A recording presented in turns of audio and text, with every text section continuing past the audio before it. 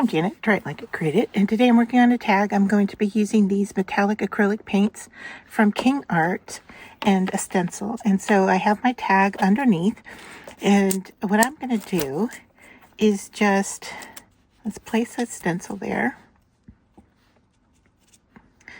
Not sure I want the flowers to be real dominant on there, so like so.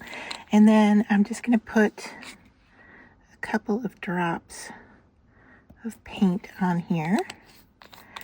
So I know I've opened that one. I think I've opened the yellow. Yeah. Let's go ahead and put a couple of drops right there. And we'll go with one more. Let's try this darker.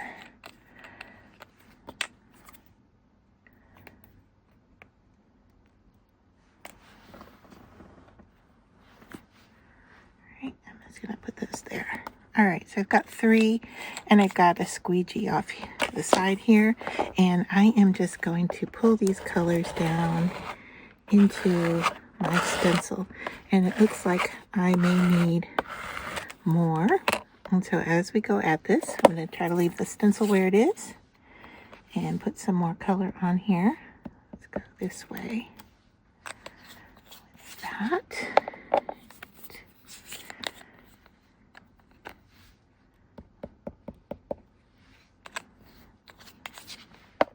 All right, so I'm kind of using it like a paste, although it's a paint.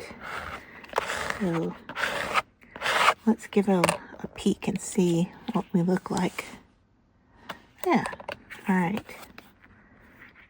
Not bad. All right, now I'm not filling up the whole thing. I'm going to go ahead and lift this up and take another look. Yeah, we'll go with that. All right.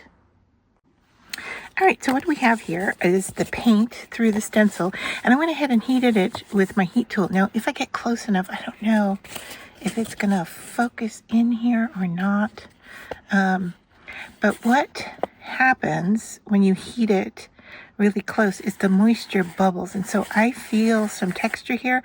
Hopefully you might be able to see some of that bubble happening. So it's very similar to like what a stencil butter would do. And then I've cut out this Find Yourself that we're going to stick on here. But before we do that, I thought it would be fun to take the yellow, and I'm just going to put it on my glass mat here, and I'm going to add some water to it and just spritz some water on top to kind of water it down a little bit to thin it out.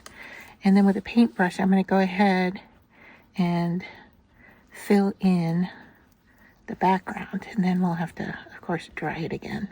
But let's just see what that looks like. Just a real light yellow coloring. It's going to make our cardstock curl on us.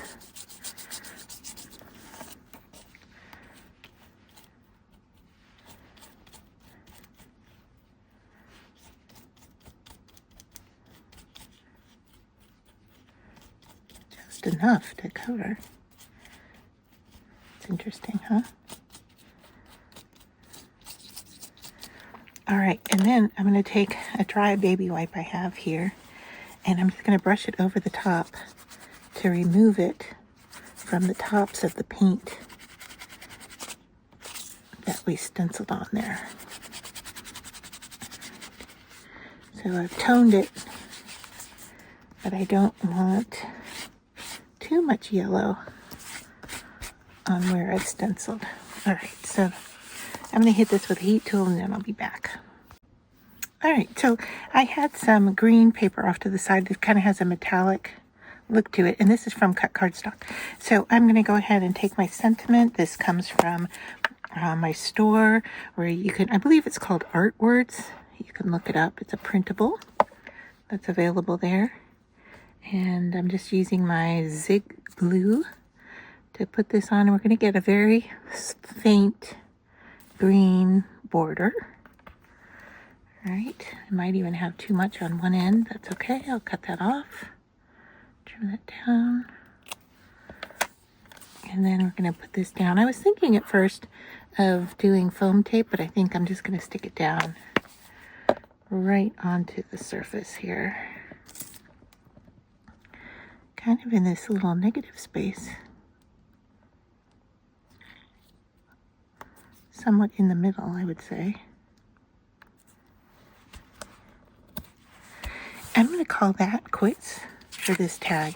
So, yeah, I'm seeing the metallic. Hopefully you are in the video, but that was kind of a fun technique to just use the acrylic metallic watercolor through a stencil. And as I come up close here, if it'll focus for me, see if I can get it to, there we go.